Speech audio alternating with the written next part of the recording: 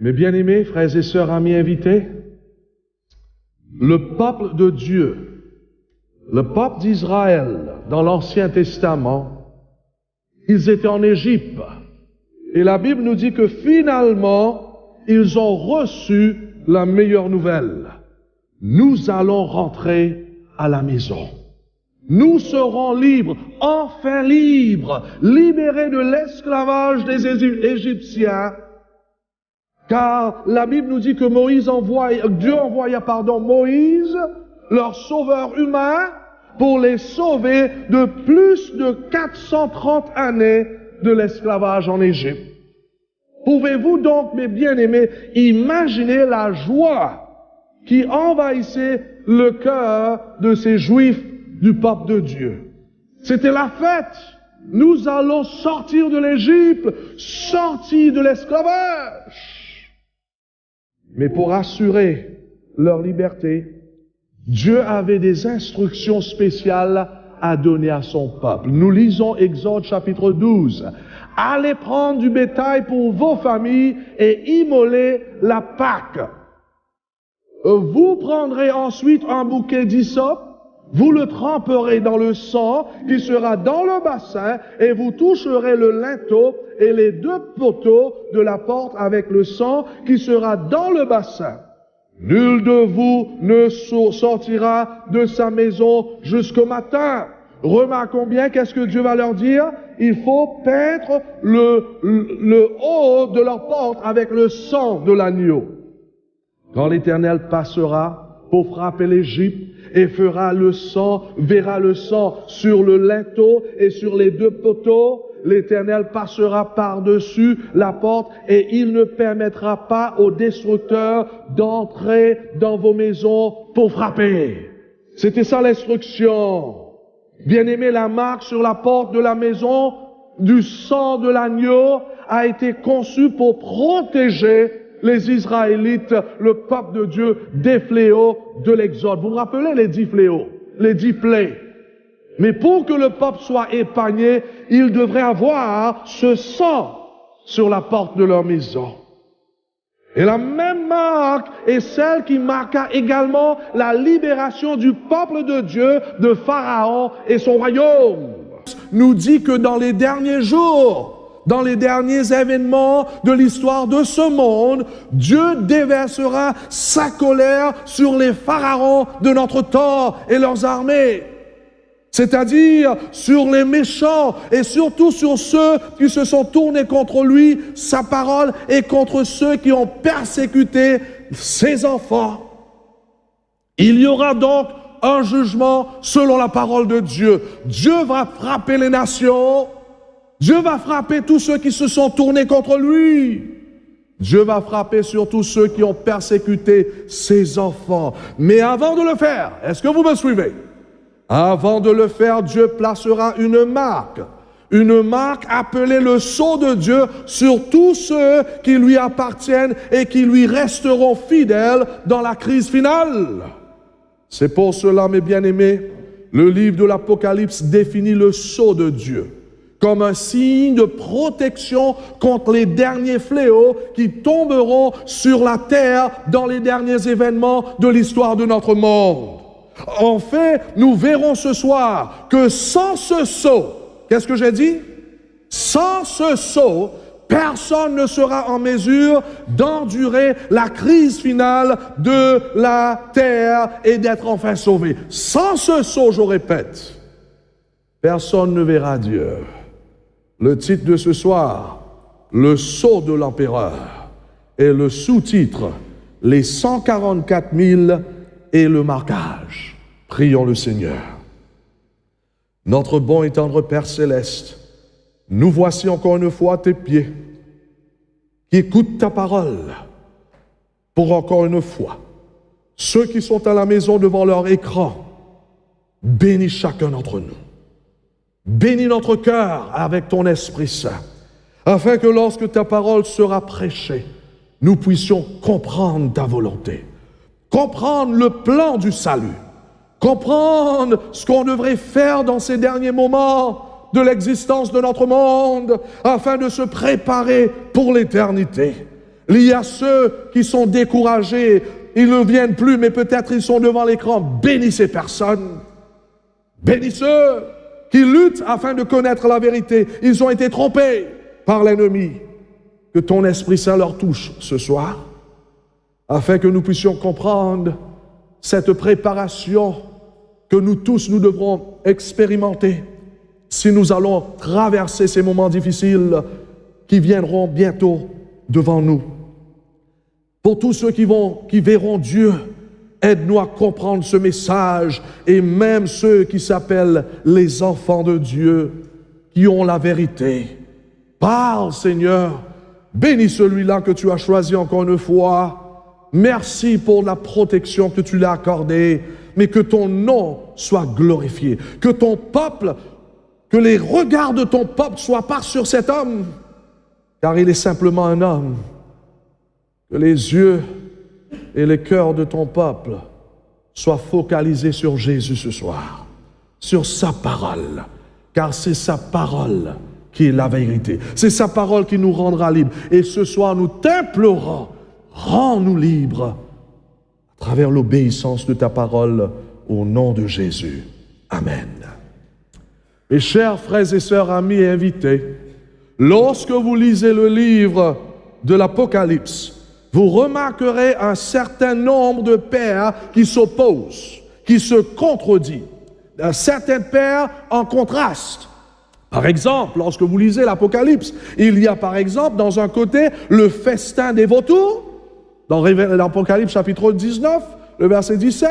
De l'autre côté, il y a le festin du mariage de l'agneau. D'un autre côté, il y a la prostituée. De l'autre côté, il y a quoi? La femme pure. Vous vous rappelez cela? On a étudié déjà cela. D'un côté, il y a ce qu'on appelle la marque de la bête. De l'autre côté, il y a le sceau de Dieu. Donc il y a ce contraste dans le livre de l'Apocalypse. Des pères en opposition. Et il n'est pas étonnant, mes frères et mes sœurs. D'ailleurs, ce qui est étonnant, c'est qu'il y a beaucoup de gens qui veulent entendre parler de la marque de la bête, mais sans rien avoir avec le sceau de Dieu. Vous n'allez jamais pouvoir apprécier la marque de la bête et son message sans que vous sachiez ce que c'est le sceau de Dieu. Et vous allez voir ce soir, mes frères et mes sœurs, amis et invités, c'est pour cela c'est important lorsqu'on étudie la Bible, on étudie le tout. C'est important d'étudier non pas seulement un, mais l'autre. Par exemple, pour vraiment comprendre la marque de la bête, nous devons premièrement découvrir tout ce que la Bible nous dit en rapport du sceau de Dieu. Pourquoi? Parce que ces marques-là, où le sceau sera similaire, mais en contraste. La marque de la bête, ça va être similaire du sceau de Dieu, mais c'est l'opposé. Pourquoi? Parce que chaque vérité, comme je vous ai dit, que Dieu a pour nous, Satan contre-attaque ces vérités en créant une contrefaçon, une copie, si vous voulez. Est-ce que vous me suivez? C'est ça l'objectif de l'ennemi. Chaque vérité que Dieu nous présente, Satan vient avec un qui est semblable un peu. Mais c'est contraire à la vérité. Ce soir donc, vous apprendrez que la contrefaçon, le copie du sceau de Dieu, c'est la marque de la bête. Donc, qu'est-ce que c'est le sceau de Dieu ou la marque de Dieu? Car si vous allez apprécier l'histoire, le message de la marque de la bête que je vais prêcher samedi matin, il faut absolument que vous compreniez le sceau de Dieu. Qu'est-ce que c'est que le sceau de Dieu? Qui reçoit le sceau de Dieu? C'est ça le fardeau de mon message ce soir. Lisons donc dans le livre d'Apocalypse et voyons les derniers événements culminant du 6e sceau. Et j'aimerais que vous preniez note de la grande question posée ici dans Apocalypse, chapitre 6, le verset 17. Remarquons, il y a une grande question qui est posée. Car le grand jour de sa colère est venu et qui peut subsister? C'est ça la grande question qu'on se pose. Qui, en d'autres mots, est capable d'endurer, de subsister? De subsister à quoi? D'endurer à quoi? Donc la question, c'est en rapport de quoi? De la colère de Dieu. En d'autres mots, le temps viendra bientôt où Dieu déversera sa colère sur les pécheurs. Vous pouvez lire dans Apocalypse chapitre 6, vous voyez la colère de Dieu qui est déversée à travers ses sceaux. Donc il y aura un moment où Dieu va déverser sa colère sur les pécheurs de notre monde et sur ceux qui ont persécuté les justes. Il y aura ce moment de jugement selon la Bible. On ne peut pas enlever ça de la Bible. C'est là, il faut l'accepter. Comme nous l'avons vu hier soir, Dieu ne fermera pas les yeux sur les péchés des gens pour bien longtemps. Il répandra donc sa vengeance sur la bête. D'ailleurs, nous allons étudier ce samedi matin. Ne rate pas. La bête, vous allez voir, c'est un faux Christ dans les derniers jours, dont je parlerai ce sabbat matin. Donc, vous allez voir, mes frères et mes sœurs, amis invités, que Dieu va répandre sa vengeance sur la bête. Car vous allez voir, ce faux Christ va tromper les gens, même les chrétiens dans les derniers temps. Et Dieu déversera sa colère sur la bête et ses suppôts à travers le jugement des 7 trompettes et les derniers fléaux. Et ici, donc, la question est posée. Qui sera capable de faire face au jugement de Dieu? Est-ce que vous suivez? Lorsque Jean dit, car le grand jour de sa colère est venu, et qui peut subsister? Donc, la question est, qui est capable de traverser le jugement de Dieu? Qui pourra endurer ces fléaux? Eh bien, tout ce que nous avons besoin à faire afin de connaître la réponse, c'est quoi? Il faut continuer et lire juste après ça. Après Apocalypse 6, le verset 17. Qu'est-ce que nous avons après Apocalypse 6, le verset 17? C'est Apocalypse 7, le verset 1er. Et nous allons voir qui sont ceux qui vont pouvoir résister ou traverser ou franchir le jugement et avoir accès du ciel. Et voilà la réponse. Après cela, je vis 4 anges debout aux 4 coins de la terre. Ils retenaient les 4 vents de la terre afin qu'il ne souffle point de vent sur la terre, ni sur la mer, ni sur aucun arbre. Remarque combien ce qui se passe. La Bible continue. Et je vis un autre ange qui montait du côté du soleil. Voilà. Qui sont ceux qui vont pouvoir subsister la colère de Dieu? Et je vis un autre ange, je reprends, qui montait du côté du soleil levant et qui tenait le sceau du Dieu vivant. Il cria d'une voix forte aux 4 anges à qui il avait été donné de faire du mal à la terre et à la mer. Et il dit quoi? Ne faites point de mal à la terre, ni à la mer, ni aux arbres, jusqu'à ce que nous ayons marqué du sceau le front des serviteurs de notre Dieu. La Bible continue, et j'ai entendu le nombre de ceux qui avaient été marqués du sceau, 144 000 de toutes les tribus des fils d'Israël. Donc la question, je repose encore, qui peut se tenir devant le trône de l'agneau? Qui peut subsister le jugement de Dieu? Qui peut traverser ces fléaux? Qui échappera à la colère de Dieu? Qui se qualifieront pour le ciel?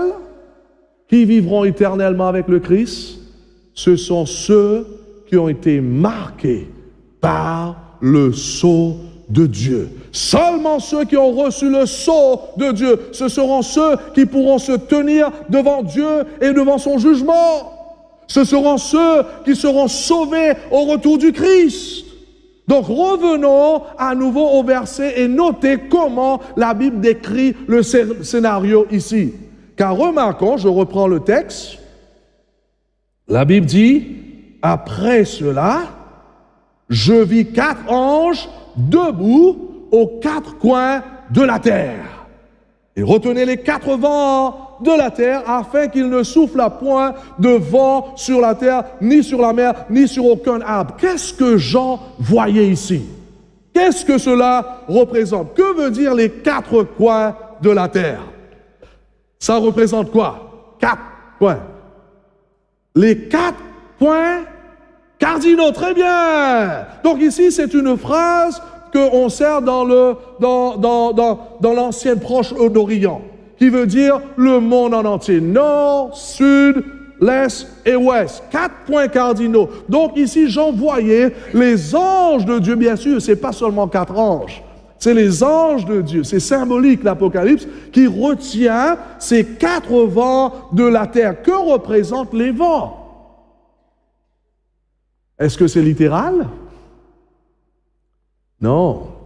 Vous allez voir dans l'Ancien Testament, le vent tout le temps correspondait aux forces destructrices. Les forces destructrices des derniers fléaux.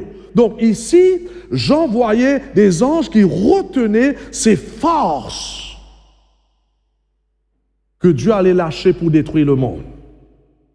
Ces catastrophes, ces forces qui vont détruire le monde, ces fléaux. Dans d'autres mots, mes bien-aimés, si nous tous, nous sommes ici ce soir, en vie, c'est pas parce que la Nouvelle-Calédonie, c'est un pays extraordinaire, mais c'est parce que Dieu est bon envers nous. Dieu est en train, à travers ses anges, il est en train de retenir ces vents-là, afin que nous puissions vivre une vie décente sur cette terre. Si aujourd'hui tout va bien à Marais dans nos îles, c'est pas parce que nous sommes meilleurs que les Vanuatu. Est-ce que vous me suivez? La raison que nous sommes en bon et parfait état, c'est parce qu'il y a des anges qui nous protègent. D'ailleurs, il y a quelqu'un que j'aime lorsque j'écoute ces lectures, elle dit ceci: à chaque fois que lorsque le peuple de Dieu se rencontre, même pendant ces moments, il y a des anges maléfiques autour du bâtiment qui est en train de presser le bâtiment contre nous, afin de nous détruire, car il y a une guerre. Mais elle voyait dans une vision des anges de Dieu à l'intérieur qui tenaient le bâtiment et qui disaient au peuple de Dieu: glorifie votre Dieu, car celui qui est avec nous est plus fort que celui qui est contre nous. Qu'est-ce que nous disons? Mes frères et mes sœurs, amis invités, si ce soir nous sommes vraiment dans une bonne santé et tout va bien, c'est parce que Dieu est bon et les anges sont encore en train de retenir les vents des troubles. Ils tiennent Satan et ses anges démoniaques en échec. Sinon, nous aurions tous péri il y a bien longtemps. Et selon l'Apocalypse, donc mes bien-aimés, le jour arrive où tout le monde sera secoué. Lorsque les anges vont lâcher, c'est là qu'on va voir des fléaux qui vont frapper notre monde. C'est pour cela, ici nous voyons dans le texte, 4 coins de la terre, les anges qui sont en train de tenir jusqu'à un certain moment. Car remarquons bien, il dit aussi, et je vis un autre ange qui montait du côté du soleil, le vent, qui se tenait le sceau de Dieu vivant. Il cria d'une voix forte aux 4 anges à qui il avait été donné de faire du mal, à la terre et à la mer. Bien sûr, à la terre et à la mer, c'est notre univers ici. Donc, Dieu est en train de dire, tiens encore un peu de temps. Tiens encore. Ne faites point de mal, il dit, à la terre, ni à la mer, ni aux arbres, jusqu'à ce que nous ayons quoi? C'est pas pour toujours que ces anges vont tenir. Est-ce que vous suivez? Fred, c'est pas pour toujours. Il y aura un temps où les anges vont lâcher. Ne faites point de mal à la terre et à la mer, ni aux arbres, jusqu'à, voilà le mot jusqu'à, que nous ayons quoi? Marqué du sceau le front des serviteurs de notre Dieu. Jusqu'à ce que nous avons quoi? Marqué du sceau. En d'autres mots, le sceau est donné comme une forme de protection. Tout comme le sang de l'agneau qui était nécessaire pour le peuple d'Israël. Est-ce que vous vous rappelez? Donc le sceau de Dieu devient cette forme du sang de l'agneau qui est nécessaire à mettre, qui était nécessaire pour que le peuple mette sur la porte. Lorsque le peuple fidèle de Dieu, en d'autres mots, seront entièrement scellés, les anges de destruction libéreront les forces destructrices des 7 derniers fléaux. Puis les méchants connaîtront la vigueur, la gravité, l'universalité des catastrophes finales qui vont dévaster la terre. C'est ça ce que le texte nous dit. Mais selon l'Apocalypse, ceux qui sont marqués du sceau sont sous la protection spéciale du Saint-Esprit des forces destructives de ces 4 vents. 4 vents de troubles et de catastrophes. C'est pour cela que vous allez voir, selon l'Apocalypse, les enfants de Dieu traverseront ces moments difficiles. Mais ils seront quoi? Protégés. Il y a une croyance aujourd'hui où beaucoup croient que vraiment, lorsqu'il y aura les fléaux, les enfants de Dieu monteront dans le ciel. Ce n'est pas dans la Bible, ça. Ce qui est dans la Bible, c'est que exactement ce qui s'est passé en Égypte, lorsque les fléaux sont tombés, les 10 plaies sont tombées, qu'est-ce que Dieu avait fait avec ses enfants? Est-ce qu'il les a retirés? Non, Dieu les a protégés. Tandis que les fléaux frappaient tout le monde des Égyptiens autour d'eux. C'est la même chose qui va se passer dans les derniers temps. Et c'est ça ce que nous voyons ici. Dieu va mettre son sceau et cela, c'est ça ce qui va protéger les enfants de Dieu dans les derniers jours. J'ai dessiné un petit dessin là ici afin de vous aider à comprendre. Ici, c'est le retour du Christ et avant que Jésus revienne, Dieu va marquer ses fidèles de son sceau. Donc c'est là que vraiment plus tard vous allez apprendre lorsque vous allez continuer à venir. N'oublie pas, la semaine prochaine, on continue les études. Mardi et mercredi. Mardi, c'est l'Apocalypse et mardi, c'est plutôt l'étude à la parole. Mercredi, c'est l'Apocalypse. Donc c'est le moment là, lorsque le marquage sera fait, la prédication de l'Évangile vient à sa fin, le sursis touche à sa fin, marquage du fidèle. Vous allez apprendre ça plus tard encore. Et tandis que juste après cela, qu'est-ce qui se passe? Vent de trouble frappe la terre. Rappelons-nous, mes frères et mes sœurs, amis invités, que nous sommes en train de parler des chrétiens qui vivront dans les derniers jours. Ne rate pas cela. Et c'est ça ce que nous voyons ici. Afin de pouvoir traverser ces moments difficiles, il faut absolument que le sceau de Dieu soit placé sur le front. Et donc, qui peut se tenir devant le trône de l'agneau? Qui échappera à la colère de Dieu et parviendra au ciel et l'éternité? Ce sont ceux qui ont le sceau de Dieu sur le front. En effet, c'est comme partir pour un autre pays. Combien d'entre nous qui sommes déjà partis dans un autre pays et vous ne pouvez pas rentrer dans ce pays à moins que vous aviez un visa? Hein? Il y a ceux qui ont déjà essayé de trouver un visa. Pour nous, les Seychelles, on a besoin de visa. Hein? Vanuatu aussi pareil, on a besoin de visa pour venir ici. Mais c'est un peu comme ça. Vous allez voir, mes frères et mes sœurs, avant que Jésus revienne, nous aurons tous besoin de ce visa. Et ici, ce visa, c'est le sceau de Dieu. Sans le visa, vous ne pouvez pas rentrer dans certains pays. On va vous mettre dehors.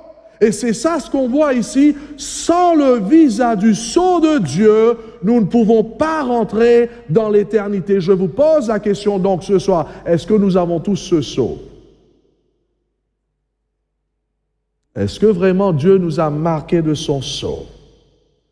Quand Christ reviendra sur la terre, est-ce que vous aurez le sceau de Dieu? D'ailleurs, lorsque Jésus revient, comme on a vu hier, il n'y aura que 2 catégories des gens qui vivent sur la terre. Il y aura les perdus et les rachetés, les sauvés. C'est ça ce qu'on voit dans la Bible. Les sauvés qui auront le sceau de Dieu et les perdus qui auront quoi? Un sceau contrefait. Quel est le sceau contrefait? La marque de la bête. Wow, c'est incroyable la Bible. Voyez-vous? C'est pour ça qu'on ne peut pas arrêter ici. Il y aura ces 2 groupes, ceux qui ont été marqués par Dieu en ayant le sceau. De l'autre côté, il y aura ceux qui auront la marque de la bête. C'est pour cette raison, il est important de comprendre ce que c'est le sceau de Dieu et comment l'obtenir. Est-ce que vous êtes prêts? Donc attachez les ceintures. On va étudier un petit peu au sujet du sceau de Dieu. Qu'est-ce que c'est que le sceau de Dieu? De quoi s'agit-il? Tout d'abord, j'aimerais vous faire remarquer qu'il y a 2 phases du sceau dans la Bible. 2 phases. Combien j'ai dit? 2 phases. Nous les voyons tout d'abord dans les livres de Paul et ensuite dans le livre de l'Apocalypse, celle que nous venons de lire. Remarquons bien, celui de l'Apocalypse, c'est un sceau qu'on reçoit dans le futur. Vous avez remarqué? Mais remarquons bien, lorsque Paul parle du sceau, de quoi s'agit-il? C'est incroyable.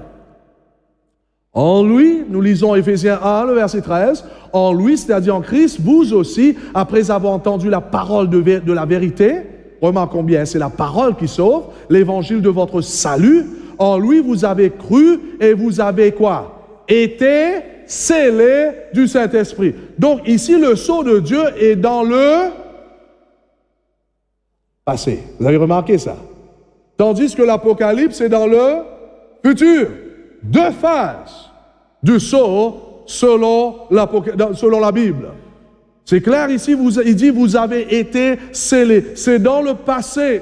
Alors, mes frères et mes sœurs, que le marquage que nous voyons dans l'Apocalypse, ça appartient au futur, c'est-à-dire c'est dans la fin des temps, juste avant que Jésus revienne, juste avant que les fléaux tombent, il y aura cette partie de scellement, tandis que ici, Paul parle du sceau de Dieu dans le passé. D'ailleurs, nous voyons la même chose dans le verset 30, Éphésiens 4, le verset 30 maintenant. N'attristez pas le Saint-Esprit de Dieu, par lequel vous avez été scellés pour le jour de la rédemption. Est-ce que vous avez remarqué ça? Donc, encore une fois, c'est dans le passé. Vous avez été scellés. Donc, quand est-ce que ce marquage ici nous arrive? Quand est-ce que nous recevrons le sceau de Dieu selon ici? Selon Paul? Quand? Première phase, c'est quand? Oui, ma sœur. Le baptême, lorsque nous nous faisons baptiser, lorsque nous nous donnons entièrement à Jésus et le Saint-Esprit nous remplit. En général, donc, il faut comprendre que tous les deux sceaux se réfèrent à ceux qui appartiennent à Dieu. C'est seulement les enfants de Dieu qui reçoivent le sceau de Dieu. Ce sont le peuple de Dieu, le peuple fidèle de Dieu.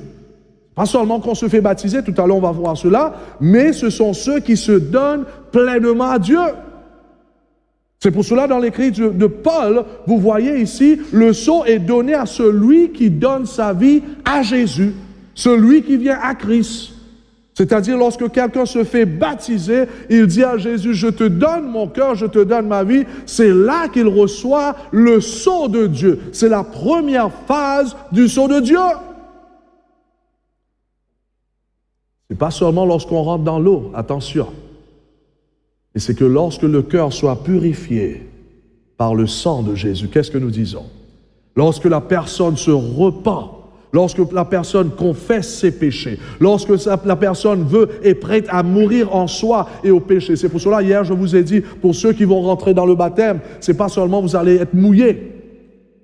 Sinon, la seule différence, c'est de rentrer dans l'eau comme un démon sèche et sortir comme un démon mouillé. Il faut aller plus loin que ça. Il faut que le cœur soit donné à Jésus, que vos péchés soient confessés et que vous choisissez de ne plus retourner dans la boue du péché. Donc le marquage ici, c'est pour ceux qui veulent finir avec vivre pour soi-même et commencer à vivre pour son Dieu. Pour ceux qui veulent devenir des vrais disciples, voilà, Dieu place son sceau sur lui lorsqu'il se fait baptiser. C'est pour cela, vous voyez, le baptême, ce n'est pas un jeu. Car le moment où vous faites cela, Dieu vous scelle. Amen. Cette phase s'agit donc du Saint-Esprit qui vous marque du sceau quand vous vous repentez et recevez le Christ comme votre Seigneur et Sauveur de votre vie. Littéralement donc, cela se produit quand vous vous êtes converti, quand vous êtes né de nouveau. Et lorsque Dieu vous marque de son sceau, où vous recevez c'est là que vous allez recevoir l'assurance du pardon. C'est là que vous allez avoir l'assurance du salut. C'est là que Dieu va témoigner à votre pensée que vos péchés sont réellement pardonnés. C'est là que vous deviendrez enfant de Dieu, enfant du roi. C'est une réalité extraordinaire. Lorsque quelqu'un se fait baptiser, c'est la plus grande chose du monde, parce que Dieu vous accepte dans sa famille. Il place son sceau sur vous et il vous déclare, c'est ici mon fils bien-aimé, c'est ici ma fille bien-aimée. C'est une réalité. Donc ce marquage du sceau, mes frères et mes sœurs, amis invités, s'agit d'un droit de propriété. Dieu place sa main sur vous et il vous déclare son enfant, sa propriété. Remarquons bien, c'est ça ce que Paul va dire pour ceux qui reçoivent le sceau de Dieu. C'est Dieu, en effet, qui nous a fermement unis avec vous au Christ et qui nous a consacrés à lui par son onction. Et c'est encore Dieu qui nous a marqué quoi? De son sceau, voilà, qui nous a marqué, c'est le passé, comme quoi? Sa propriété et qui a mis dans notre cœur son esprit comme à compte des biens à venir réservés. Qu'est-ce que nous disons? C'est pas extraordinaire ça? Lorsque quelqu'un se donne à Jésus, nous devenons la propriété de Dieu. Donc ça veut dire ceux qui ne se donnent pas à Jésus, à qui est-ce que vous vous appartenez? Il n'y a pas un mur au milieu où vous pouvez grimper. Soit que nous sommes avec le Christ, soit que nous sommes contre lui. Matthieu chapitre 12 nous dit cela. Celui qui n'est pas avec moi est quoi? Contre moi. Le verset 30 et 31. C'est pour cela, vous voyez l'importance du baptême. C'est vraiment de se donner à Dieu et que finalement Dieu marque son sceau sur nous. Nous sommes appelés propriété de Dieu.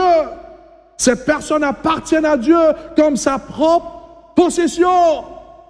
Vous devrez le croire. D'ailleurs, Paul résume ce sceau de Dieu en ces termes-là. Vous êtes propriété. Hein?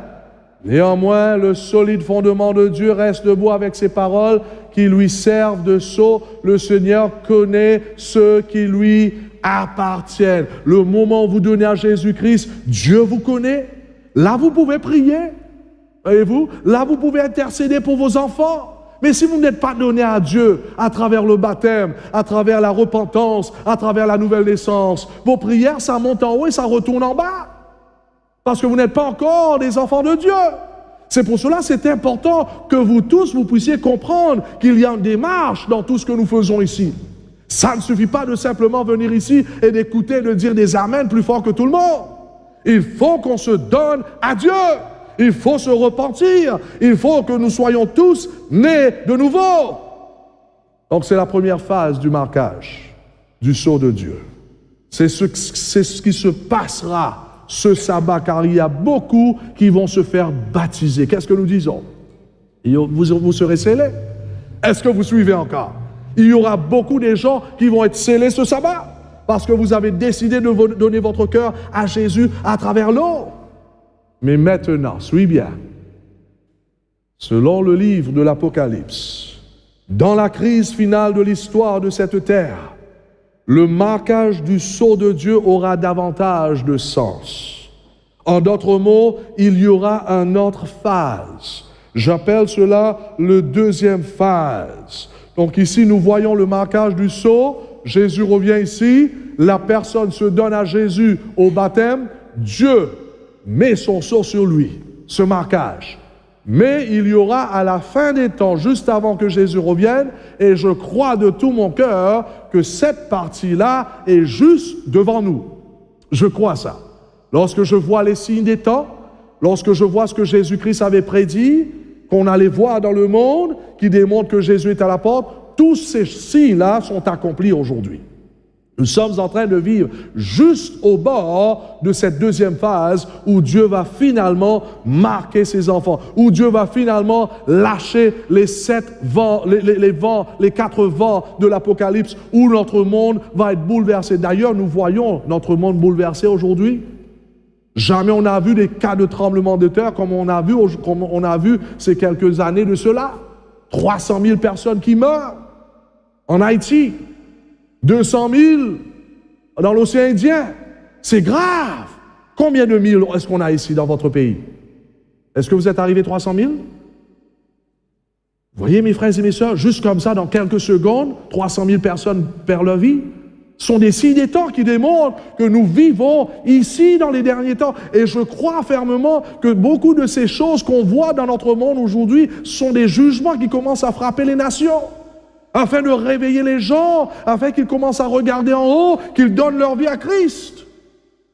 Premier saut, lorsqu'on donne notre vie à Jésus. Première phase du saut, lorsqu'on donne notre vie à Jésus. Deuxième phase du marquage se trouve ici. Et remarque combien ce que j'ai écrit ici. Entre ces deux phases, qu'est-ce qu'il y a? Il y aura un temps de mise à l'épreuve. Voyez-vous? C'est un temps où les vrais enfants de Dieu, nous allons être testés. D'ailleurs je dois dire que où tous les chrétiens, tout le monde vont être testés. Entre la première phase et la deuxième phase du marquage du sceau, il y a le temps de mise à l'épreuve, où la marque de la bête, d'ailleurs j'ai mis ça ici, ouais, voilà, où vraiment il y aura ce qu'on appelle la marque de la bête, je vous ai lu ça hier, où il y aura la bête qui va présenter une marque, et que tout le monde devrait avoir cette marque-là si vous voulez vivre sur cette terre. Nous allons étudier ça ce samedi, ce sabbat, où les gens vont être forcés de recevoir cette marque. Si vous n'avez pas cette marque, la Bible dit vous ne pouvez pas quoi? Acheter, ni vendre, et vous allez mourir. Donc ça va être un temps des épreuves ici. Un temps où tous les disciples, ainsi bien que la foule, vont être mis à l'épreuve. Et c'est seulement lorsque le peuple de Dieu, des derniers temps, a été testé concernant toutes ces épreuves du monde, ainsi bien que la marque de la bête. Et c'est seulement ceux qui se trouvent loyaux jusqu'au bout, jusqu'à la mort, ce sont eux qui vont recevoir la deuxième phase du marquage. Wow! Ce sont eux qui vont recevoir l'unique sceau mentionné dans le livre de l'Apocalypse que nous venons de lire. Ce sceau sera la marque de Dieu d'une approbation divine, de la confirmation finale de Dieu envers ceux qui l'auront véritablement aimé, ceux qui lui appartiennent. Donc, un tel sceau va leur protéger contre les méfaits de ces vents de trouble. Est-ce que vous suivez? Parce que ceux qui vont recevoir la marque de Dieu, le sceau de Dieu, c'est ça ce qui vont leur protéger de ce qui vont frapper le monde. Et sont ces fléaux qui vont tomber sur les méchants. Vous pouvez lire cela dans l'Apocalypse chapitre 6. Est-ce que vous recevrez, peut-être beaucoup d'entre nous avons reçu celui-là. Et lorsque le temps arrivera où la porte de la grâce se fermera, est-ce que vous aurez la deuxième phase?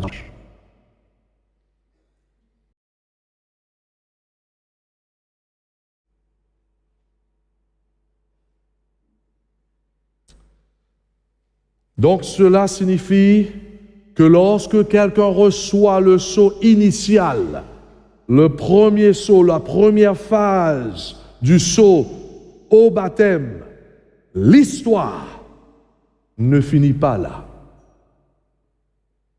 Selon les Écritures, vous devrez continuer votre marche quotidienne avec Dieu. Et vous devrez être fidèle jusqu'au bout.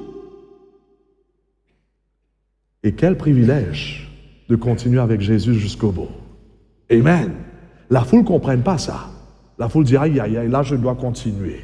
Tandis que les disciples disent, waouh, d'avoir Jésus, c'est d'avoir la vie elle-même, d'avoir la vie éternelle. Donc vous voyez mes frères et mes sœurs, la vie chrétienne, la vie d'un vrai disciple, c'est la vie de tous les jours. J'espère que vous réalisez ce que nous sommes en train d'apprendre ce soir. Parce qu'il y a une hérésie, une erreur qui est rentrée au sein du christianisme, qui est en train d'être circulée partout dans les églises, surtout dans les églises protestantes, depuis un certain temps. Vous savez quelle est cette hérésie? Une fois sauvé, sauvé pour de bon. Est-ce que vous avez déjà entendu ça? Où les gens pensent que parce que j'ai été sauvé ici, donc ça y est, je peux faire n'importe quoi, lorsque Jésus revient, je serai sauvé. Quelle erreur! Une fois sauvé, sauvé pour de bon, c'est pas dans la Bible.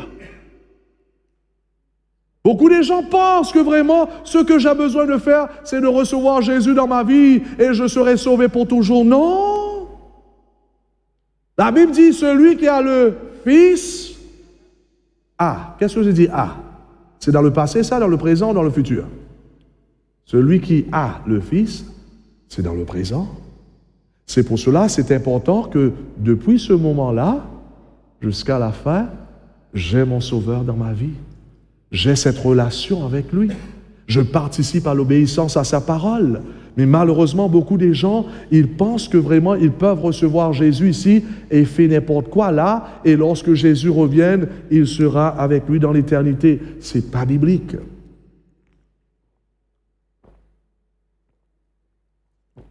Une telle notion ne se rapproche même pas de la Bible. Car vous devrez commencer cette course avec le Christ et il faut que vous terminez cette course avec le Christ. Si au bout du chemin, vous décidez de lâcher le Christ et retourner dans le monde, est-ce que vous serez sauvés? Pas possible! Il faut que vous maintenez votre relation avec Jésus, donc, à travers une obéissance avec le Christ. C'est pour cela que Jésus, un jour, va dire avec ses disciples quoi? Celui qui quoi? Persévérera jusqu'à quoi? Jusqu'au milieu du chemin? Jusqu'au baptême? Non! Jusqu'à la fin sera sauvé! Telle chose comme une fois sauvé, sauvé pour de bon n'existe pas dans la Bible. C'est une fausse doctrine, pour sûr, qui est en train d'encourager des milliers de personnes, des chrétiens, à vivre dans le péché. Pourquoi? Parce qu'ils disent, j'ai Jésus, je fais ce que je fais, et finalement les gens font n'importe quoi ici, et le jour du jugement, ils vont dire, Seigneur, n'avons-nous pas fait tant de choses pour toi? Et qu'est-ce que Jésus va dire? Je ne vous ai jamais connu. Vous qui commettez quoi? L'iniquité. C'est une fausse doctrine donc, pour sûr. Il faut qu'on continue notre marche avec le ciel. Comme Paul dit, vous devrez avant tout entrer dans la foi en recevant le Christ dans votre vie. Là, il vous scelle, mais ça n'arrête pas là. Remarquons bien comment Paul va dire cela. 2 Timothée chapitre 4. Le moment de mon départ approche. Paul sentait qu'il allait mourir. Il dit, le moment de mon départ approche. J'ai quoi? Combattu le bon combat. J'ai quoi? Achevé la course. Qu'est-ce que ça veut dire d'achever la course? Il a continué jusqu'au bout.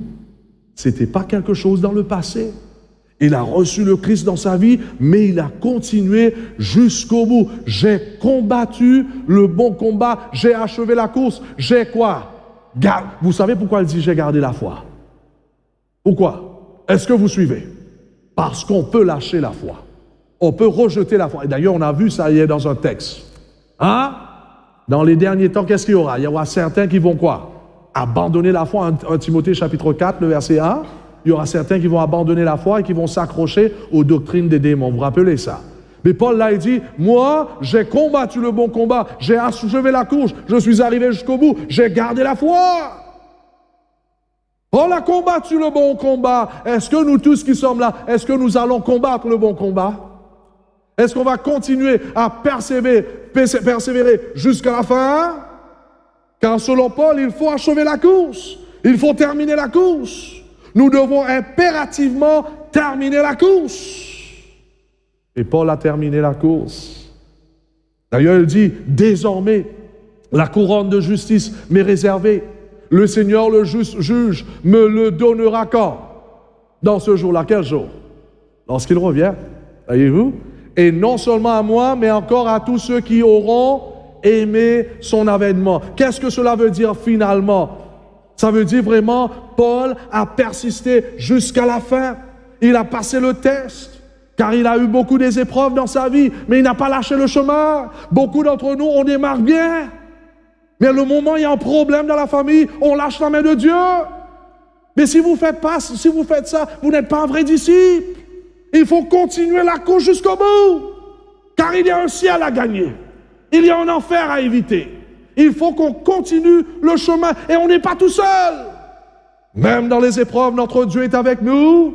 Nous avons déjà étudié ça. Les justes trouveront beaucoup des épreuves dans leur vie. Mais David dit, quand je marche dans la vallée de l'ombre de la mort, je ne crains aucun mal, car tu es avec moi. Ta houlette et ton bâton me rassurent. Amen. Même devant ses ennemis, il dit, tu dresses devant moi une table en face de mes adversaires. Amen. Est-ce que vous êtes en train de continuer la course? Ou bien vous êtes en train de lâcher? Où est-ce que vous vous trouvez dans cette marche vers le ciel? Oh, mes frères et mes sœurs, Parce que nous sommes des disciples, nous aurons des épreuves. Parce que nous sommes des disciples, il y aura des épreuves qui viendront devant nous. Et celui qui persévérera jusqu'à la fin sera sauvé. Ceux qui vivront les dernières heures de l'histoire de cette terre, il y a un sceau que nous devrons recevoir au baptême. C'est la première phase. Puis il y a une deuxième phase que nous recevrons tout à la fin de notre carrière. Si nous avons été fidèles jusqu'à la mort, jusqu'à la fin, si nous avons enduré cette course-là, si nous avons passé le test, je suis ici pour vous dire, on n'a pas besoin d'échouer chacun d'entre nous, parce que celui qui est avec nous est plus fort que celui qui est contre nous. Amen. On peut tous rentrer dans l'éternité. En effet, entre la première phase du sceau de Dieu et la deuxième phase, c'est une période donc de la préparation. Entre ces deux-là ici, c'est une période de quoi? De préparation. Est-ce que vous suivez?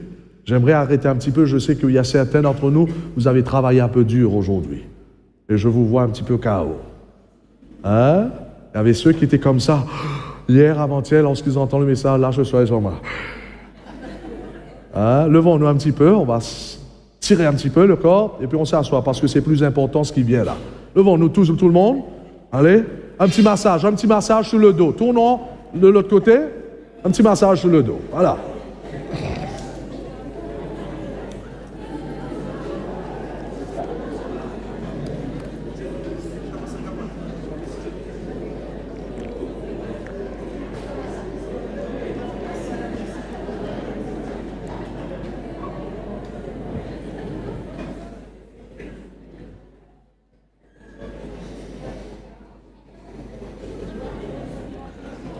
Asseyez-vous.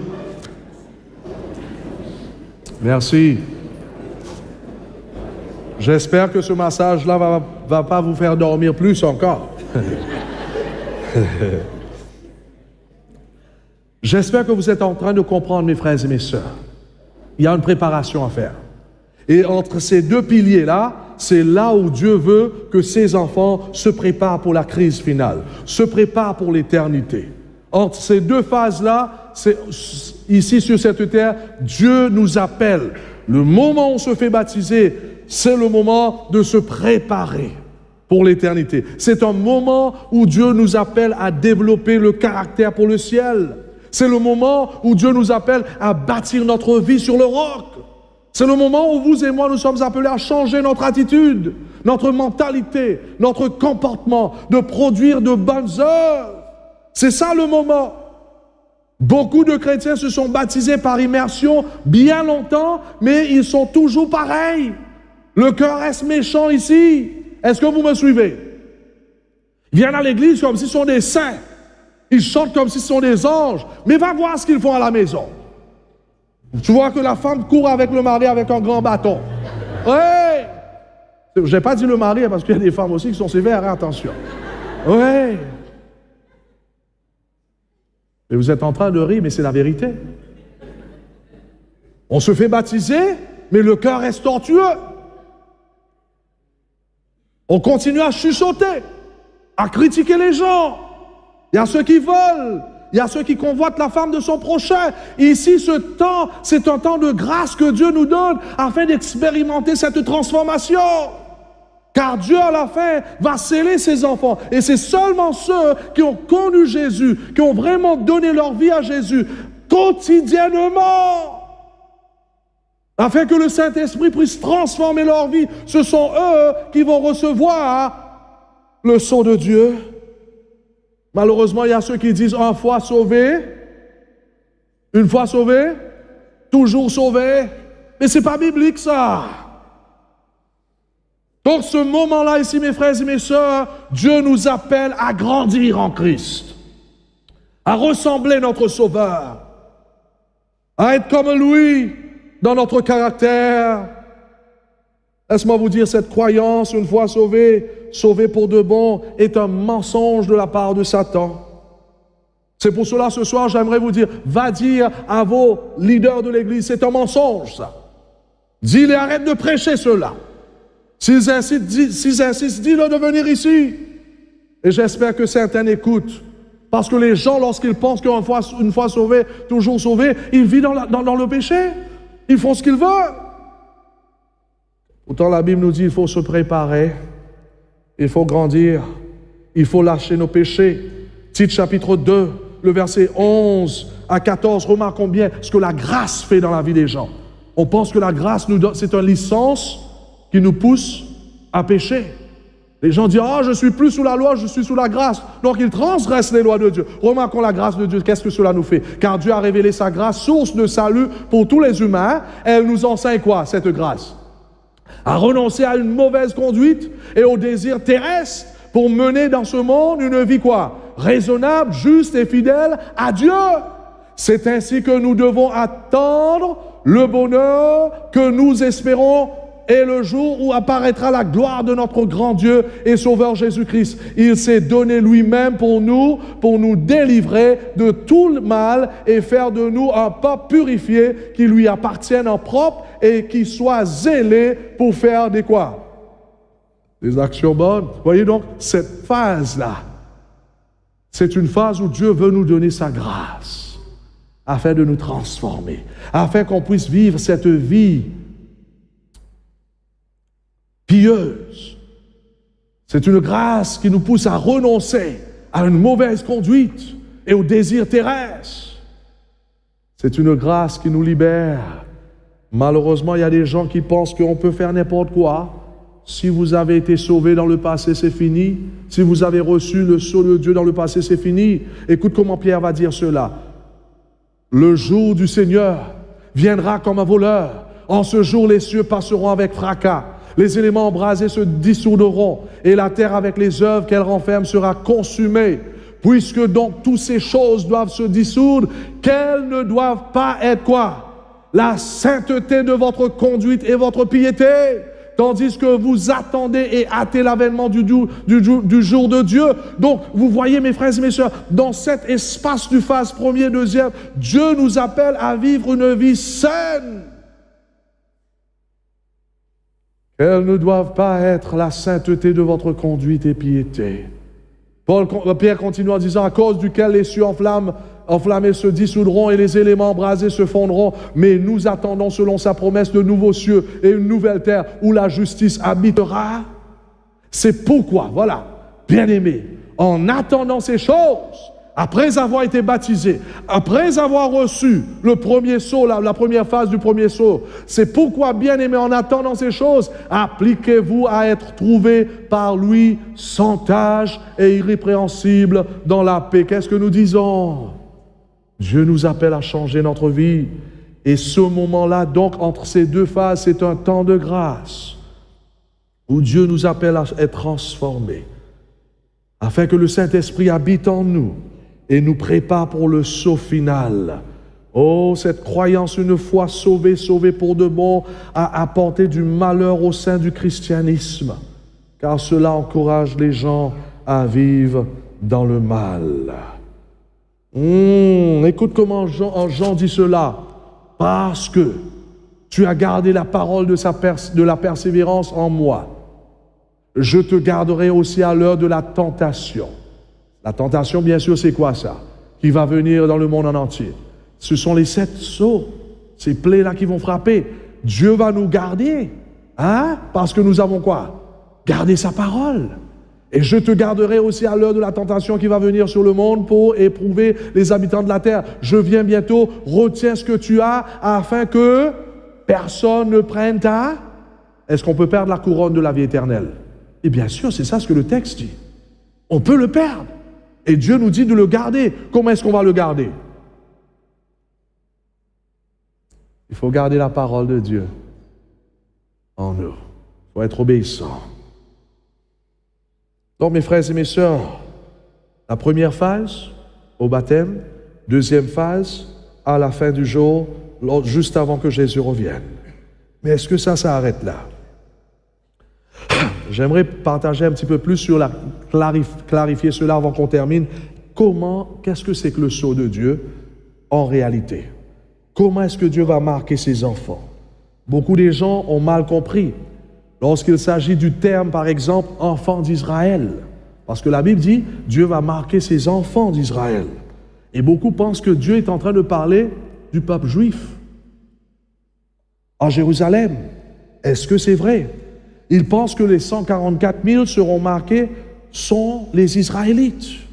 Et remarquons bien ce que la Bible nous dit en ce qui concerne le texte. On revient encore dans l'Apocalypse 7 que nous avons lu.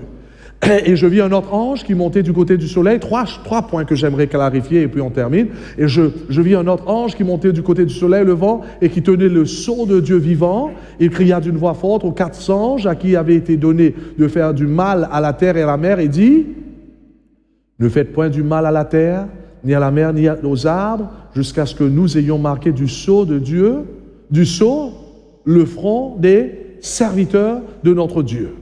Qu'est-ce que c'est que les serviteurs? Mais la Bible nous dit, remarquons bien, continue. Et j'entendis le nom de ceux qui avaient été marqués du sceau, 144 000 de tous les tribus du fils d'Israël.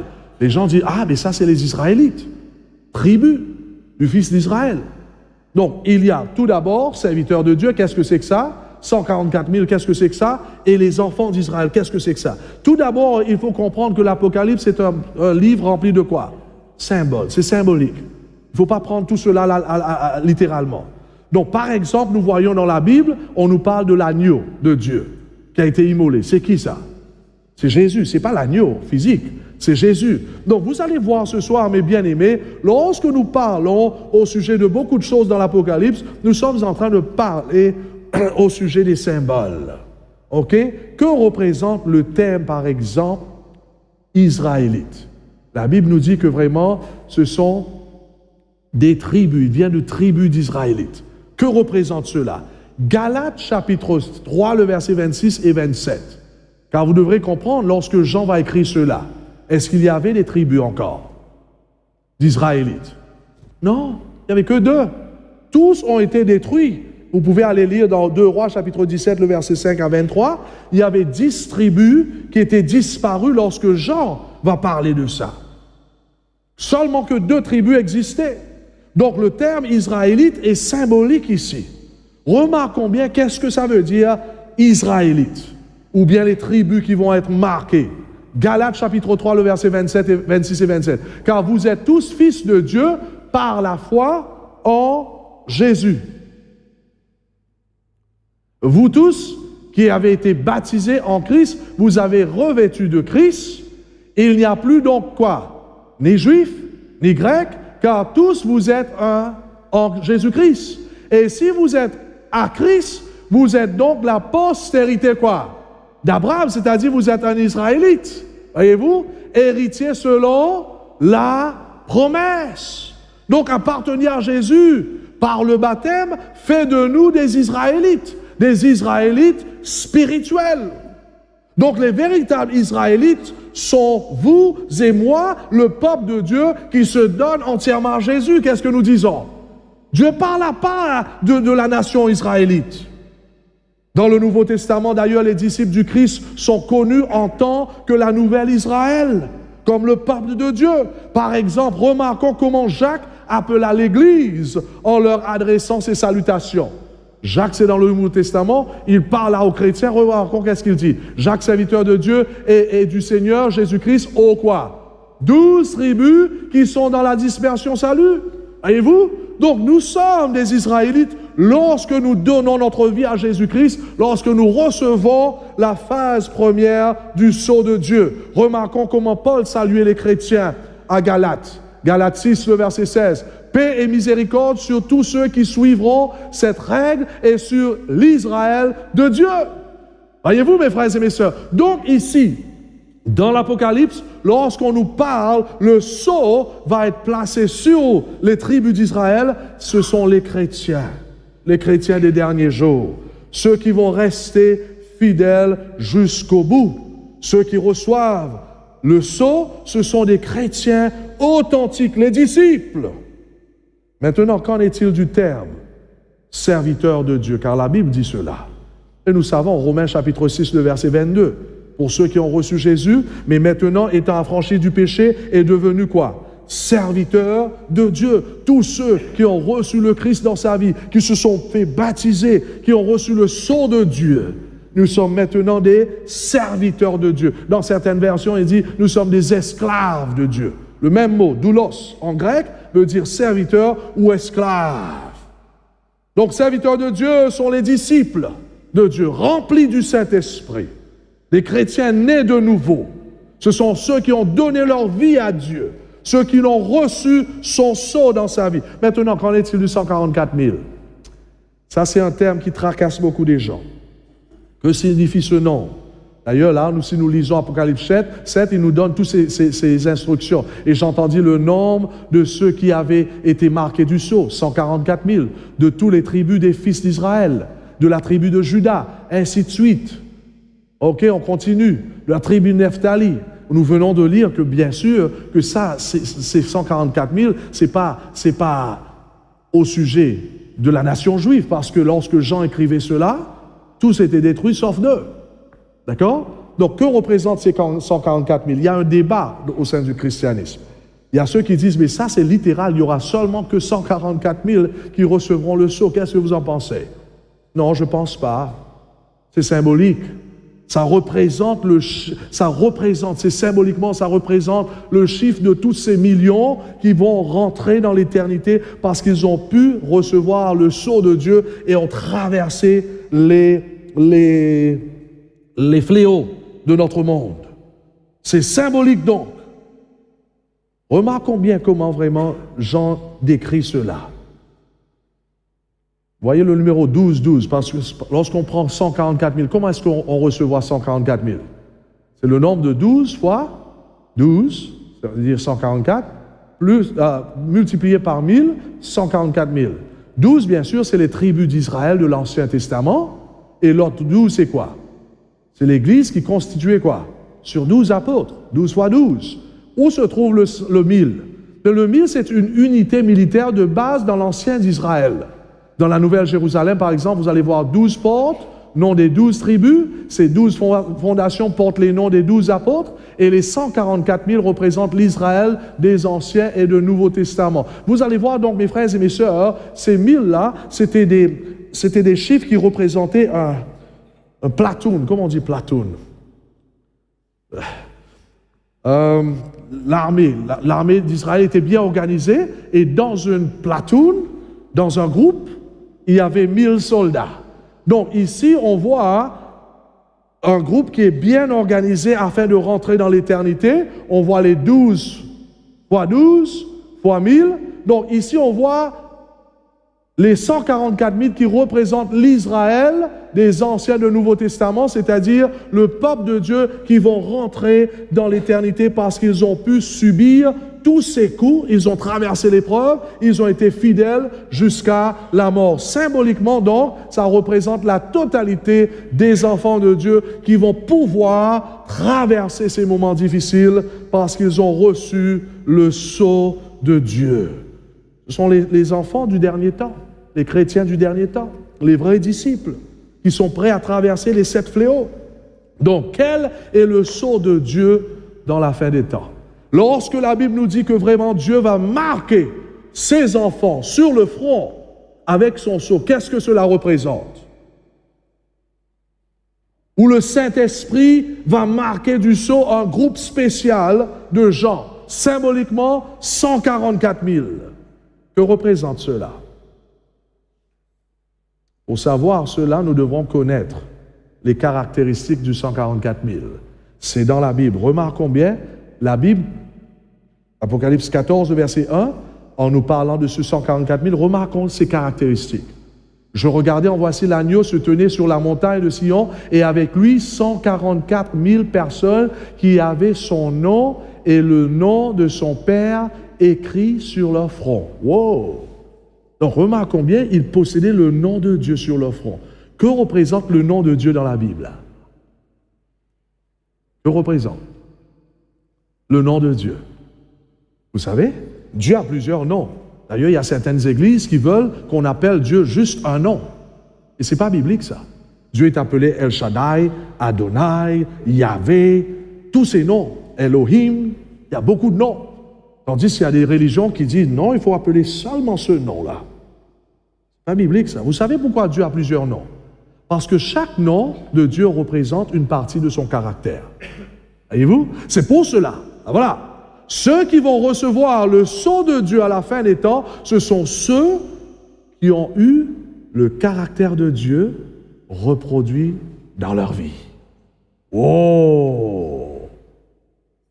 Le sceau de Dieu, donc, mes frères et mes sœurs, ça représente le caractère de Dieu dans la personne. Donc le marquage du sceau d'Apocalypse représente le marque du caractère de Dieu à l'intérieur d'un fidèle. En d'autres mots, ce seront ceux qui sont scellés dans les derniers temps parce qu'ils ont vécu la vie du Christ par la foi. Ils vivent une vie qui reflète la vie de Dieu. Ils ne vivent pas leur propre vie. Est-ce que vous suivez? Ils ne se disent pas des chrétiens, mais ils vivent leur vie pour eux-mêmes. Non! Ce sont ceux qui ont développé les mentalités, les caractéristiques de leur Sauveur. En effet, la Bible nous dit, en ce qui concerne ce groupe, remarquons bien, ce sont ceux qui ne sont pas souillés avec quoi? Des femmes, car ils sont vierges, ils suivent l'agneau partout où il va. Qu'est-ce que cela veut dire? Là, il y a certains parmi nous qui vont dire, oh là là, c'est fini pour moi. Parce que je me suis souillé dans l'adultère. Est-ce que c'est ça ce que la Bible nous dit? N'oubliez pas, c'est symbolique. Qu'est-ce que la femme représente dans la Bible? Hein? L'Église. Donc ici, ce sont des gens qui ne se sont pas entraînés dans les autres doctrines. Ils ont été établis dans la vérité. Ils ne se sont pas souillés avec des autres églises. Ils se sont vierges. Ils suivaient l'agneau partout où il va. C'était des vrais chrétiens qui suivaient leur maître. C'est pour cela ce soir, si vous êtes en train de... Comment on dit ça? Aller partout dans toutes ces églises-là. Il faut être établi dans la vérité. Cesse d'être ici, d'être là-bas, d'être en haut. Tantôt vous êtes ici, tantôt vous êtes là-bas. Non! Soyez établis dans la vérité. D'ailleurs, il y a un texte que j'aimerais vous lire. Je n'avais pas mis là, mais ça m'est venu là tout à l'heure. Remarquons bien comment Dieu veut que nous grandissons ici. Éphésiens chapitre 4.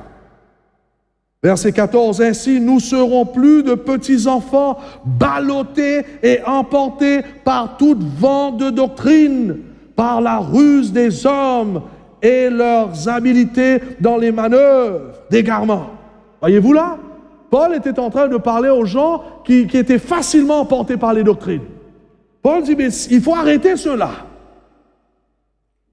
Ainsi, nous ne serons plus des petits enfants ballottés et emportés par tout vent de doctrine.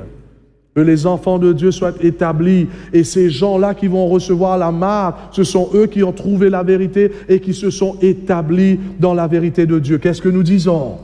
Qui sommes-nous?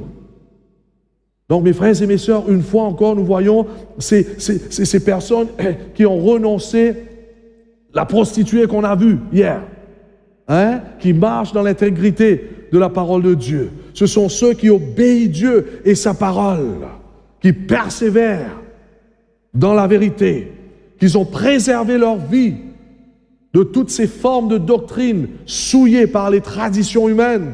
Ils se sont engagés envers le Christ. Ils ont suivi le Christ jusqu'au bout. Donc les 144 000 sont les vierges dans le sens où elles ne sont pas souillées par la fornication et l'adoration de la bête et de l'acceptation de son enseignement. Plutôt, ils sont restés fidèles à la voix de Dieu. Nous avons encore un petit peu d'informations. Ils ont été rachetés d'entre les hommes comme des prémices pour Dieu et pour l'agneau. Et dans leur bouche, il ne s'est point trouvé de mensonge, car ils sont irrépréhensibles. Qu'est-ce que c'est que les prémices? C'est une expression de l'Ancien Testament. Jérémie chapitre 3 nous dit, Israël était consacré à l'Éternel, ils étaient les prémices de son revenu. Qu'est-ce que c'est que les prémices? Ce sont les enfants qui ont été rachetés, mis à part pour Dieu. C'était une offrande spéciale. Donc les 144 000 représentent symboliquement ces milliers de personnes, milliards des enfants de Dieu qui vont être fidèles jusqu'à la mort.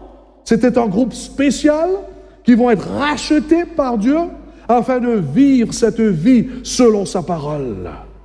Maintenant, j'aimerais terminer. Remarquons bien maintenant.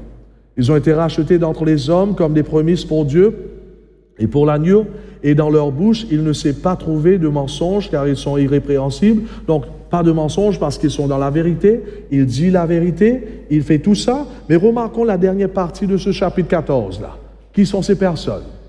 On va du verset 4, on va au verset 12 maintenant. C'est là que les membres du peuple de Dieu, ce groupe 144 000, ce sont ceux qui obéissent au commandement de Dieu et vivent selon la foi en Jésus, doivent faire preuve d'endurance.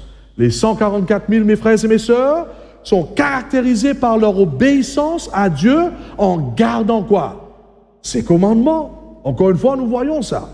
Et leur fidélité et loyauté immuable envers le Christ.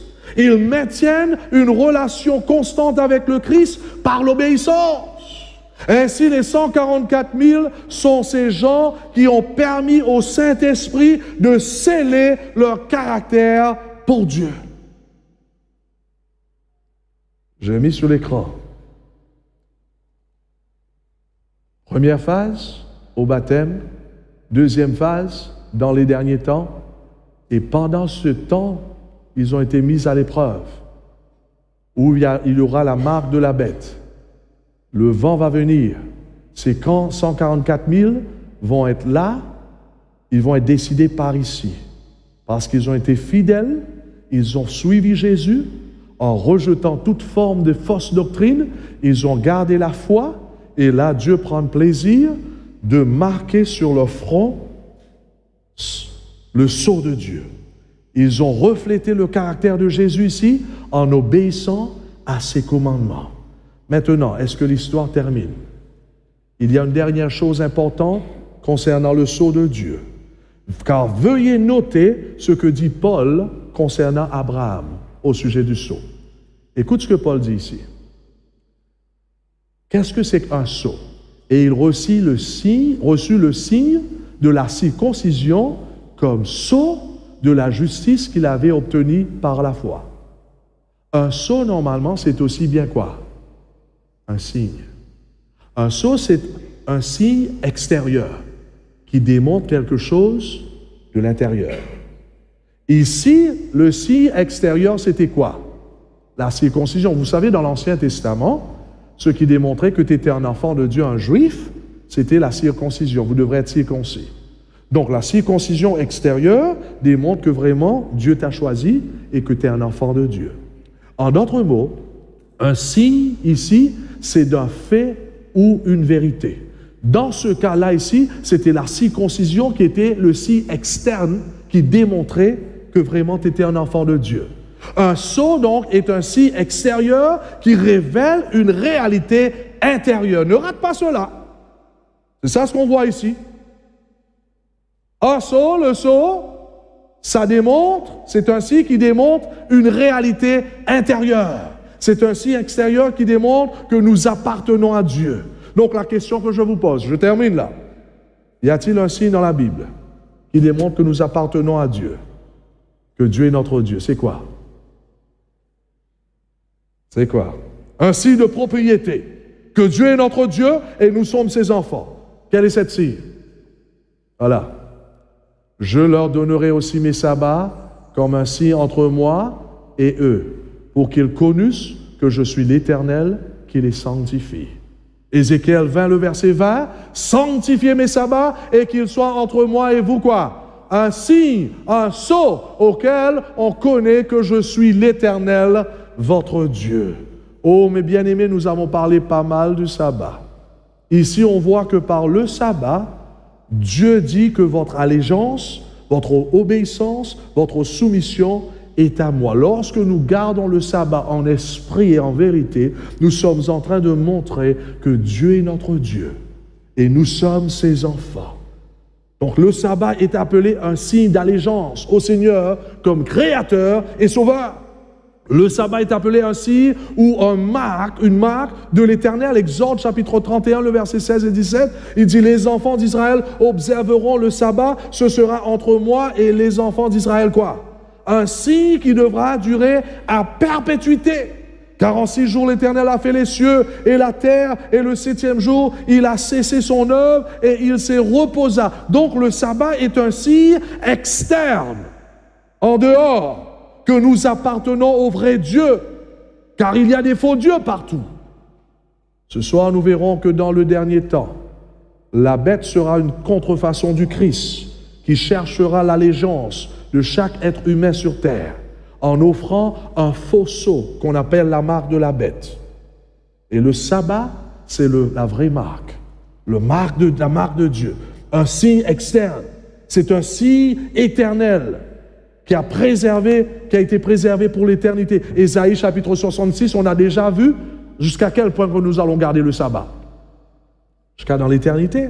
Car comme les nouveaux cieux et la nouvelle terre que je vais créer subsisteront devant moi, dit l'Éternel, ainsi subsisteront votre postérité et votre nom. À chaque nouvelle lune et à chaque sabbat, toute chair viendra se prosterner devant moi, dit l'Éternel.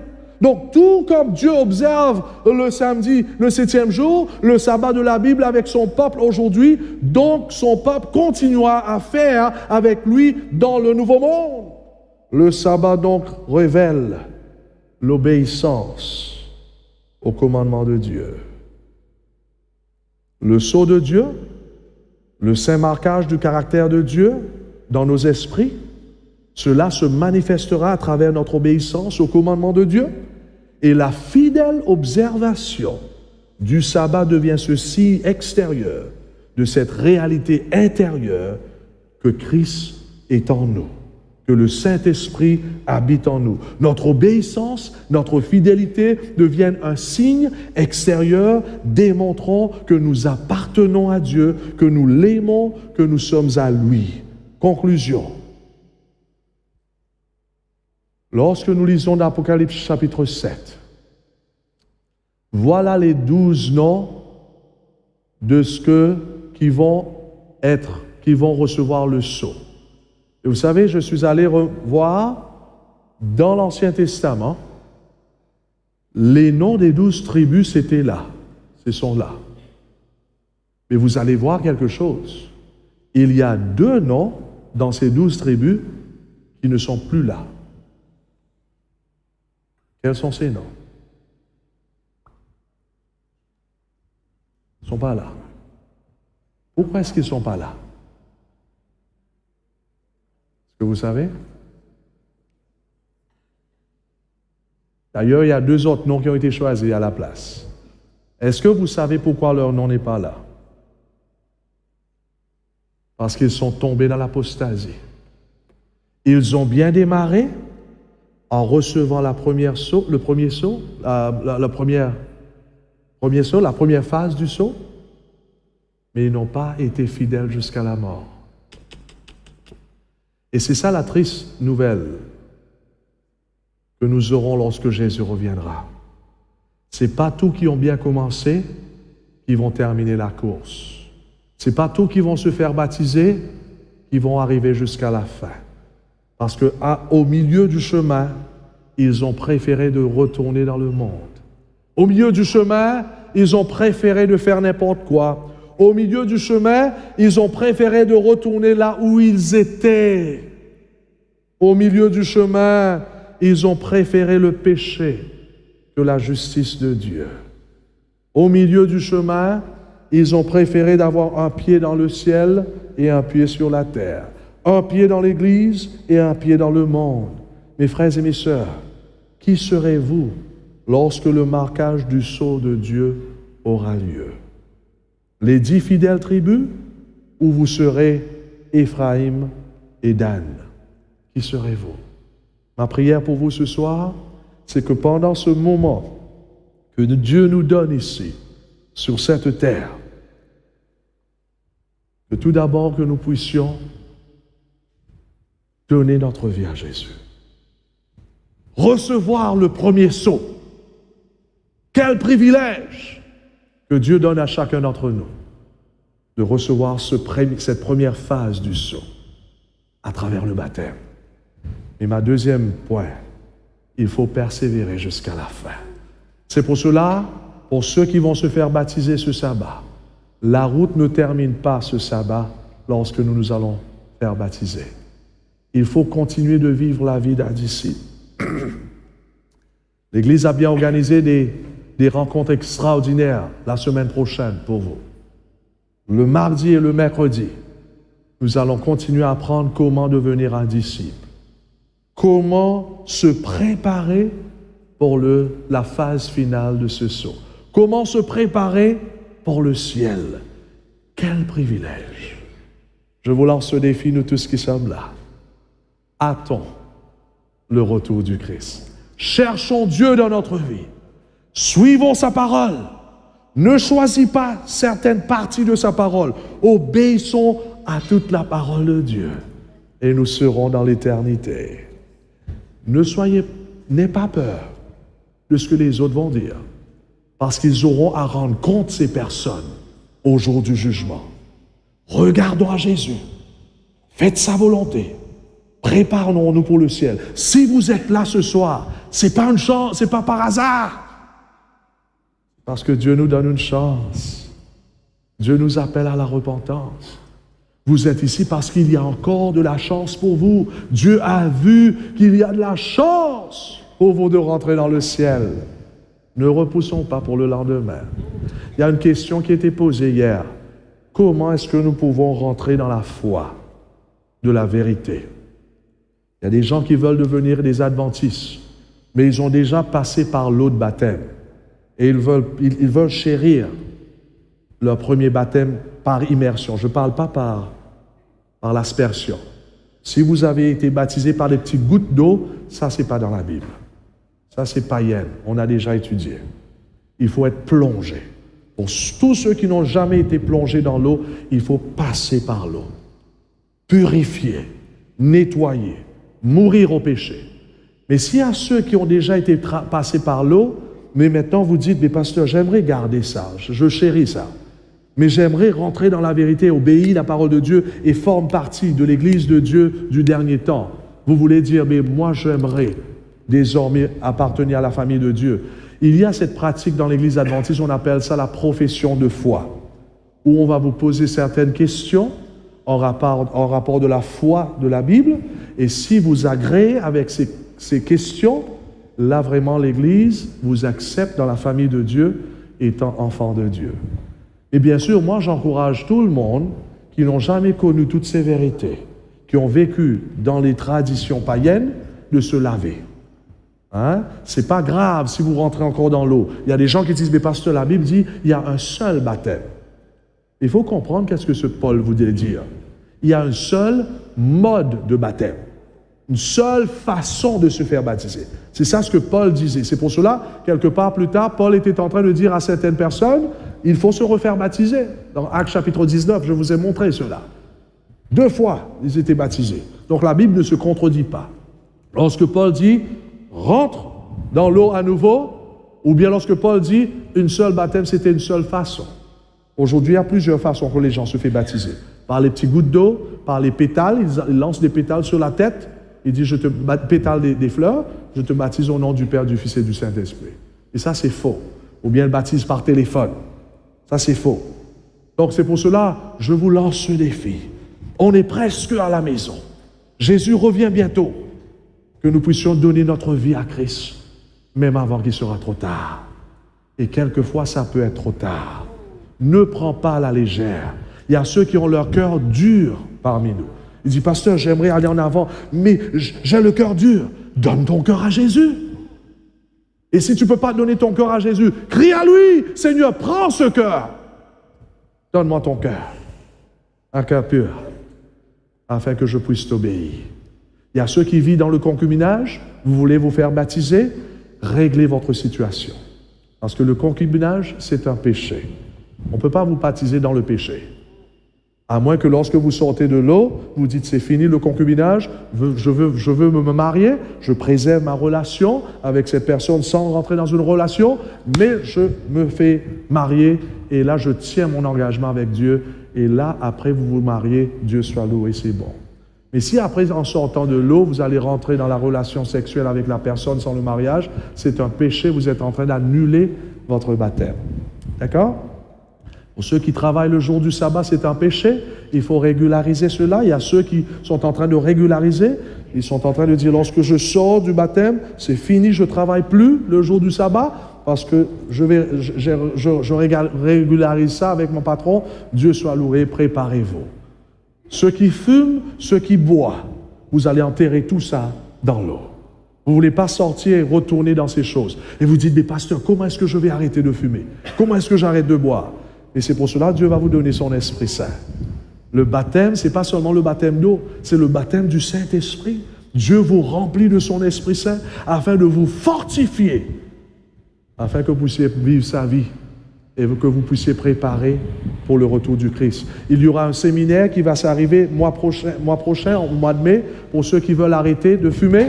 Préparez-vous. Il y a ceux qui ont des problèmes dans le couple.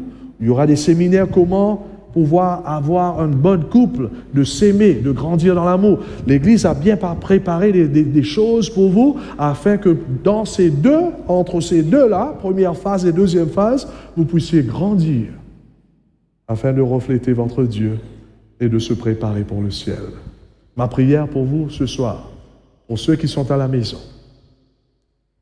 donnez votre cœur à Jésus. Démarrez une nouvelle vie. Commençons la course avec Dieu. Et le ciel vous attend. Amen. Levons-nous et nous allons prier.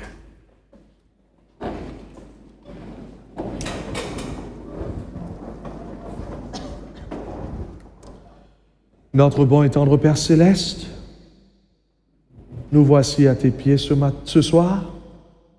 Après ce que tu nous as parlé au sujet du sceau, de ton sceau, c'est-à-dire ton Esprit Saint qui nous scelle pour ton royaume. Merci pour ceux qui ont déjà reçu la première phase de ce sceau, à travers le baptême, à travers le renoncement de leurs péchés. Merci Seigneur que nous avons bien démarré. Il y a ceux qui sont dans le chemin de la décision, se préparent pour le baptême qui vient ce sabbat. Ils veulent s'engager à toi. Ils ne sont pas parfaits encore, car qui est parfait devant toi? Mais ils veulent se donner à toi. Ils veulent que tu travailles dans leur vie afin qu'ils puissent grandir dans la perfection de Jésus, afin de le mieux ressembler de jour en jour et se préparer pour l'éternité. Bénis ceux qui ont déjà pris leur engagement pour se faire baptiser ce sabbat qui vient. Bénis-les, Seigneur.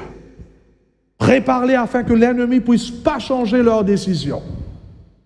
Car Satan est frustré en voyant des gens qui se donnent à toi. Et parce qu'ils t'appartiennent, pose ta main sur eux. Que pendant ces 2 jours qui restent, ils puissent s'examiner. S'ils ont blessé quelqu'un, donne-les le courage d'aller voir cette personne, de se réconcilier. S'ils ont vécu dans le péché, nettoie-eux désormais, afin qu'en rentrant dans l'eau du baptême, que le ciel puisse confirmer que cette personne est un enfant de Dieu, que cette personne a reçu le sceau de Dieu, et que désormais, tu puisses commencer ce travail de transformation dans la vie de cette personne, afin de leur préparer pour le sceau, pour la phase finale de ce sceau de l'Apocalypse. Et que lorsque les épreuves, lorsque les fléaux vont tomber, nous serons tous protégés par ce sceau-là. Seigneur, il y a ceux qui avaient déjà pris l'engagement, mais ils ont changé leur avis à cause des problèmes peut-être. Touche cette personne. Rappelle cette personne qu'il y a un ciel à gagner, qu'il y a un enfer à éviter, que Satan est après nous. Il veut nous détruire même avant qu'on prenne cette décision pour le ciel. Permets pas qu'on rentre chez nous sans prendre la décision de se donner entièrement à toi avant qu'il sera trop tard. Merci d'ailleurs qu'on est encore vivant aujourd'hui, afin qu'on puisse prendre cette décision. Nous tous qui sommes là, ceux qui sont à la maison, que nous puissions prendre cette décision à prendre Jésus à travers le baptême et à marcher jusqu'au bout en étant un disciple fidèle jusqu'à la mort. Je réclame ton sang précieux sur chacun d'entre nous, que tu repousses le diable loin de nous, que tu attaches les mauvais esprits, afin que ton Esprit Saint nous gagne, prendre le contrôle de notre cœur, afin qu'on puisse se préparer pour le ciel. Et s'il y a quelqu'un parmi nous, Seigneur, qui a déjà reçu la première phase de ce sceau de Dieu, mais qu'il est en train de faire n'importe quoi dans son cheminement vers le ciel, pardonne cette personne. Libère cette personne. S'il y a un Éphraïm parmi nous, un Dan parmi nous, qui est en train de vivre dans l'adultère, et pourtant il a connu ton nom, aie pitié, Seigneur. Sauve cette personne. Donne-lui ton Esprit Saint, afin qu'il puisse sortir ce soir même du péché et qu'il puisse se donner entièrement à toi avant qu'il sera trop tard. Fais ce miracle dans les cœurs de chacun d'entre nous, afin que ce sabbat qui vient, le ciel sera dans la joie, en voyant des enfants prodigues qui retournent à la maison, en voyant des brebis perdues qui reviennent à la maison, en voyant des pièces perdues qui sont retrouvées par le Seigneur. Déverse ton Esprit Saint et prépare-nous pour ton royaume, pour ce baptême qui vient, au nom de Jésus. Amen.